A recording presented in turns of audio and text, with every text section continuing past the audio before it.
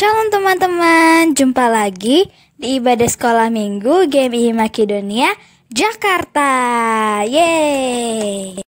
Kita bersyukur karena pada minggu ini, tepatnya pada hari ini, kita bisa berkumpul, bertemu, dan beribadah lagi. Nah, kita mau mulai ibadah nih. Kalau gitu kita menyanyikan lagu Aku Diberkati. Ayo teman-teman.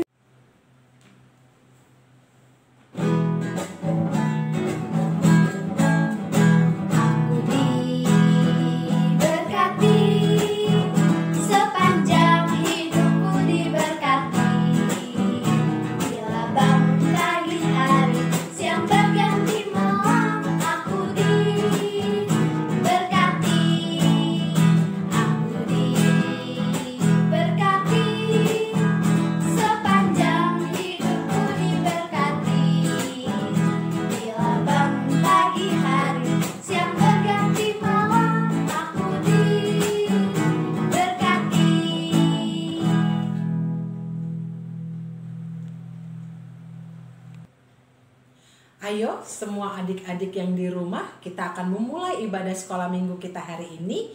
Kita mau berdoa ya. Tutup mata, lipat tangannya, kita berdoa. Tuhan Yesus yang baik, kami bersyukur untuk hari ini kami dapat bertemu dalam sekolah minggu GMI Makedonia Jakarta. Tuhan Yesus, Engkau memberkati setiap kami, anak-anak-Mu, dimanapun mereka berada. Kami rindu untuk memuji Tuhan dan kami rindu untuk mendengarkan firman Tuhan. Biarlah melalui ibadah sekolah minggu hari ini kami dapat bertumbuh semakin mengasihi Tuhan dan bertumbuh mengenal Tuhan Yesus lebih dalam lagi dalam hidup kami. Tuhan Yesus berkati ibadah sekolah minggu kami dari awal sampai selesai. Terima kasih Tuhan Yesus. Haleluya. Amin. Teman-teman, tahu nggak kalau Tuhan Yesus kita itu Allah yang luar biasa? Oh jelas tahu dong. Oh iya, aku jadi ingat satu lagu nih. Tuhan Yesus Allah yang luar biasa.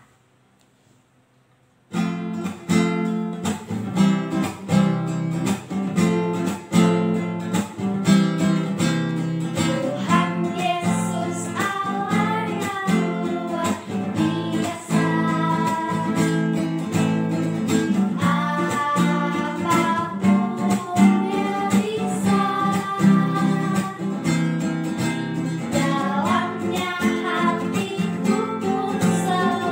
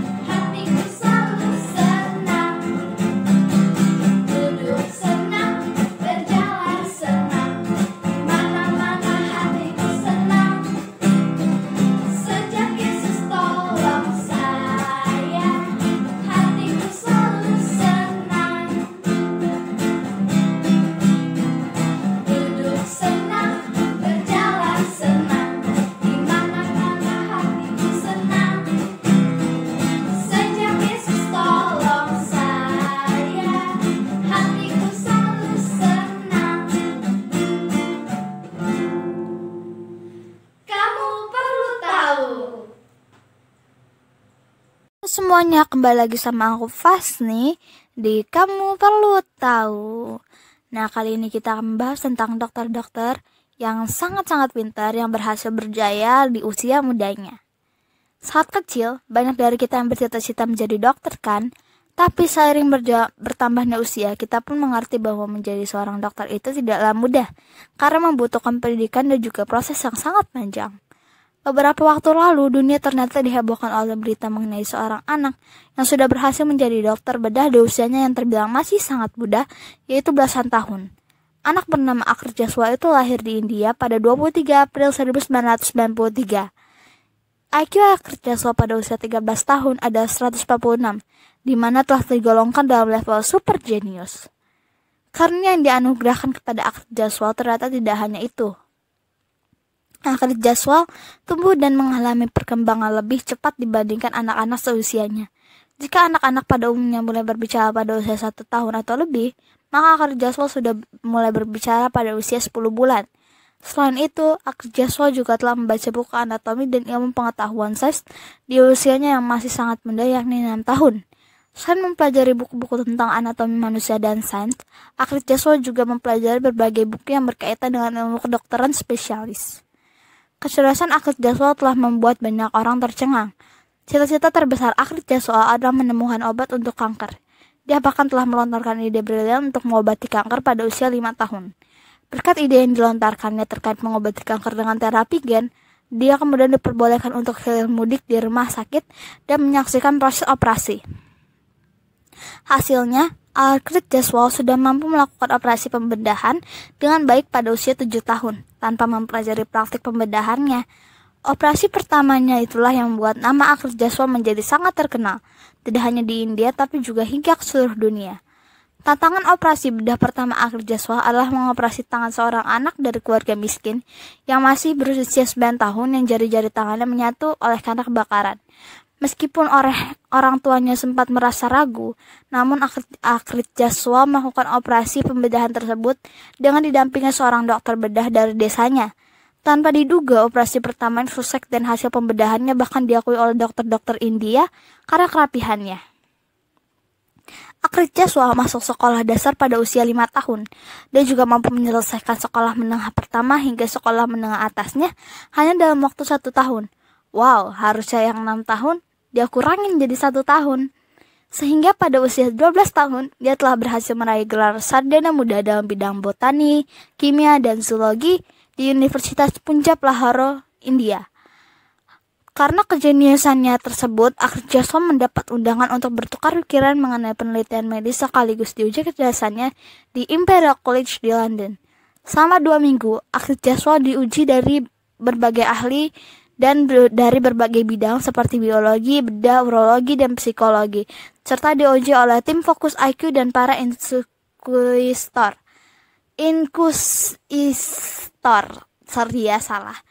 Hasil dari ujian tersebut adalah Akhir Jaswal memang memiliki potensi yang sangat besar di dunia medis, meskipun masih perlu membutuhkan bimbingan dari para ahli dokter bedah yang kompeten di bidangnya. Dia melanjutkan studi S2 di Universitas Harvard pada tahun 2019 lalu hingga sekarang. Dokter bedah termuda ini juga banyak belajar dari para seniornya, yakni para spesialis bedah yang lainnya. Tak kalah kepintarannya, ada yang dari Indonesia loh, namanya Riana Helmi. Riana Helmi adalah dokter kelahiran Banda Aceh 22 Maret 1991. Riana tercatat lulus SD di usia 10 tahun.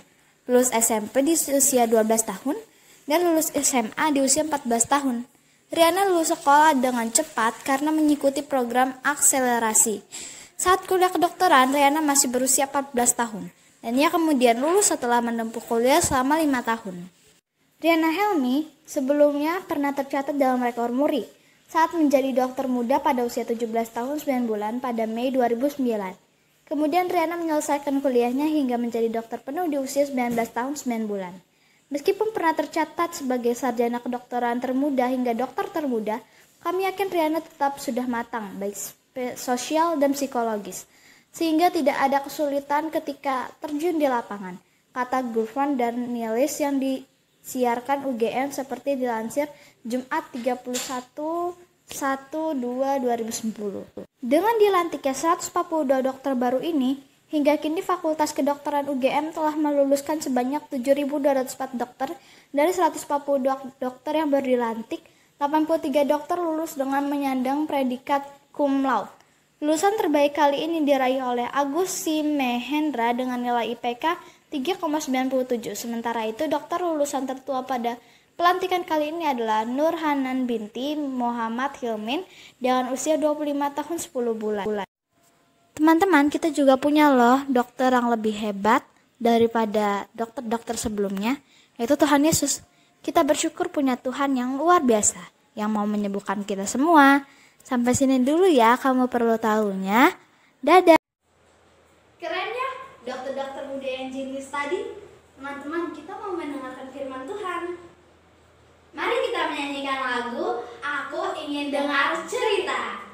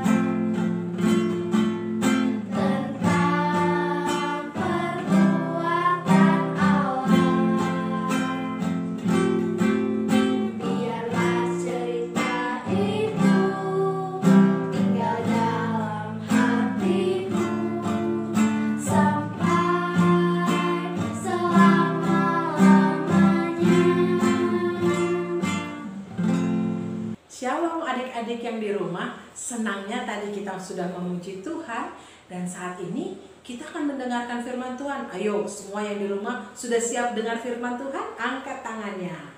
Kalau sudah siap, siapkan Alkitabnya, duduk yang manis. Kita mau berdoa ya. Mari kita satu dalam doa. Kita berdoa. Tuhan Yesus yang baik, saat ini kami mau dengar firman Tuhan. Tuhan Yesus tolong kami supaya kami dapat mengerti akan firman Tuhan yang Tante Maria sampaikan. Tuhan berkati kami semua. Dalam nama Tuhan Yesus kami berdoa. Amin. Nah, adik-adik, kita akan mendengarkan firman Tuhan tentang sukacita kesembuhan. Wah, kalau tentang kesembuhan berarti tentang sembuh dari sakit. Nah, adik-adik, siapa yang pernah ke dokter? Ayo, siapa yang pernah ke dokter? Kalau di dokter, kita bisa lihat apa? Dokter, ya pastinya kelihatan dokter ya. Dokter, para perawat, terus ada orang yang sakit pastinya. Jadi kalau orang yang sakit pasti datang ke dokter supaya dapat berobat dan bisa sembuh. Coba kita perhatikan di layar ini. Ada dokter apa aja? Yo, ada dokter apa aja? Ada dokter gigi. Terus ada dokter tulang. Atau ada dokter spesialis penyakit dalam tuh yang lihat kerangka-kerangka tuh. Terus ada dokter kandungan. Biasanya kalau mama dulu sedang mengandung kita, nah mama sering tuh lihat, wah bayinya yang di dalam perut, janinnya yang dalam perut tuh bertumbuh baik, sehat, kata dokternya. Nah itu namanya dokter kandungan. Tapi yang di sebelahnya dokter apa? Dokter hewan. Nah biasanya kalau yang ke dokter hewan kalau ada binatang-binatang yang bermasalah atau binatang-binatang yang sakit. Jadi binatang-binatang ini dapat ke dokter hewan. Nah adik-adik, ada juga yang dia nggak perlu ke dokter, tapi dia disembuhkan oleh siapa yo? Oleh Tuhan Yesus. Kita dengar ceritanya ya. Pada suatu kali Tuhan Yesus sedang mengajar dalam satu rumah ibadah pada hari Sabat. Pada saat Tuhan Yesus mengajar, ada seorang perempuan yang telah 18 tahun adik-adik. 18 tahun itu bukan waktu yang singkat. 18 tahun dirasuk oleh roh jahat sehingga ia sakit sampai bungkuk punggungnya. Waduh, roh jahat yang ada di dalam dirinya begitu memberati kehidupannya sehingga dia tidak dapat berdiri dengan tegak lagi. Nah, ketika Tuhan Yesus melihat perempuan itu, ia memanggil perempuan itu dan berkata kepadanya, "Hai ibu, penyakitmu telah sembuh." Tuhan Yesus memegang dia dan menjamah dia. Dia katakan, "Penyakitmu telah sembuh." Lalu Tuhan Yesus meletakkan tangannya atas perempuan itu. Tahu apa yang terjadi adik-adik? Seketika itu juga berdirilah perempuan itu dan memuliakan Tuhan. Haleluya. Dia memuliakan Tuhan. Tetapi apa yang terjadi adik-adik? Kepala rumah ibadat itu tidak suka akan apa yang Tuhan Yesus lakukan. Tuhan Yesus menyembuhkan orang pada hari Sabat. Lalu dia berkata, ada 6 hari untuk bekerja. Karena itu datanglah pada salah satu hari untuk disembuhkan dan jangan pada hari Sabat. Adik-adik tahu gak? Biasanya orang-orang Yahudi pada waktu itu kalau hari Sabat tidak boleh bekerja adik-adik. Jadi sepanjang hari Sabat itu atau hari perhentian itu adalah waktunya mereka beribadah khusus kepada Tuhan. Bagus sih peraturannya, tetapi mereka menyalahkan Tuhan Yesus kalau melakukan penyembuhan itu pada hari Sabat dan itu dilarang. Tapi apa yang terjadi adik-adik? Tuhan Yesus katakan kepada mereka, "Hai orang-orang munafik, bukankah setiap orang di antara kamu melepaskan lembunya atau keledainya pada hari Sabat dari kandangnya dan membawanya ke tempat minuman?"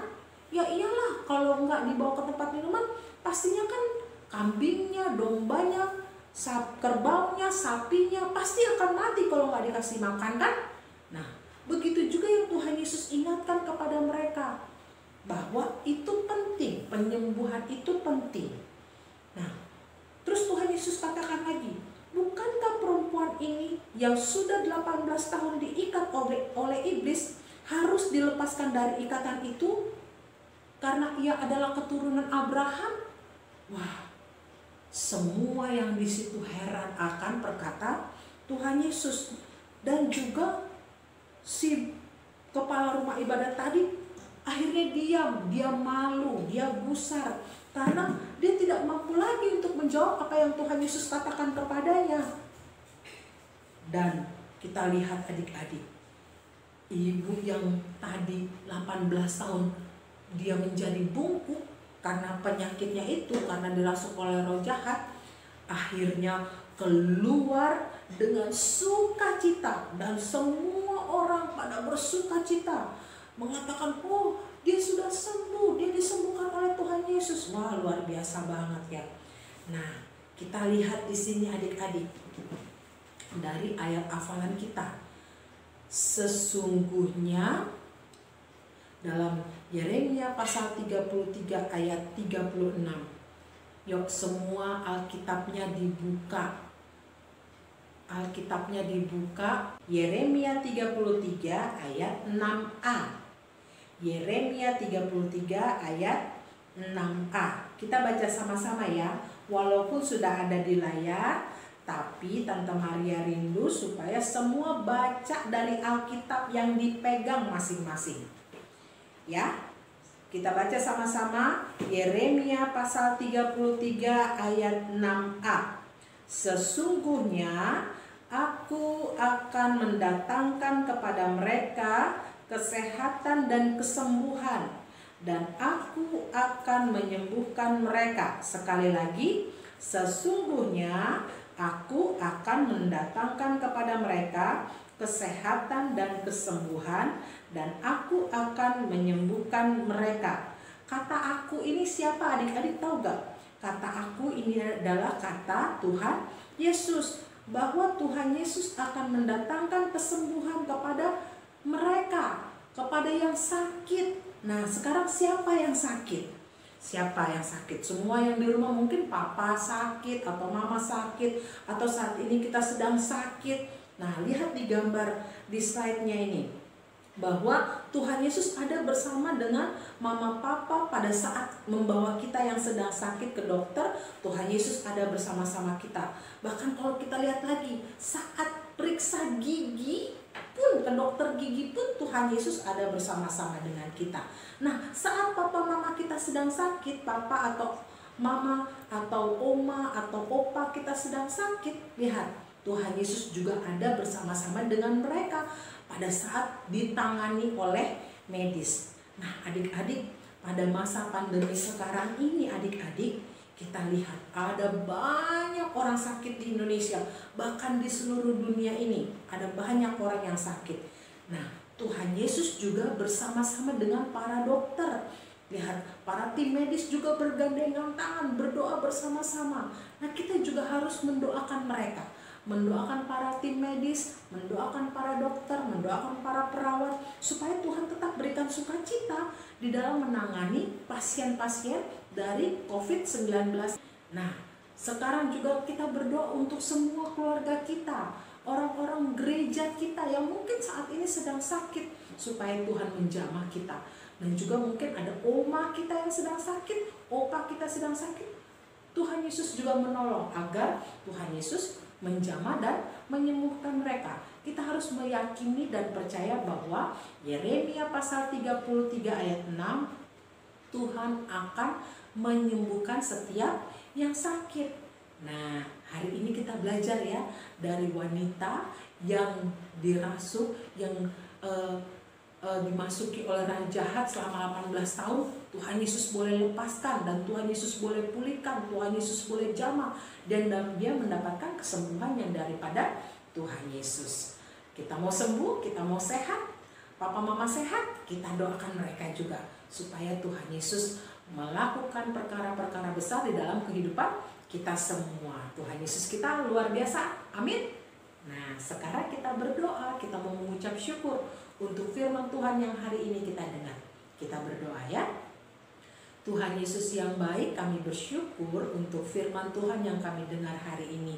Kami belajar bagaimana wanita yang dirasuk oleh roh jahat selama 18 tahun boleh dilepaskan oleh Tuhan Yesus. Tuhan Yesus jamah dia dan Tuhan Yesus menyembuhkan dia sehingga dia tidak merasakan bungkuk lagi. Dia disembuhkan, dia dibebaskan oleh Tuhan Yesus. Kami juga rindu Tuhan, kalau teman-teman kami, saudara kami, atau papa atau mama kami yang saat ini sedang sakit, Tuhan Yesus jamah, Tuhan Yesus sembuhkan mereka, Tuhan pulihkan kondisi kesehatan mereka. Secara khusus Tuhan untuk situasi yang saat ini, pandemi COVID-19 Tuhan. Tuhan Yesus kami berdoa untuk semua para dokter yang bekerja menangani setiap pasien, para suster, para perawat Tuhan.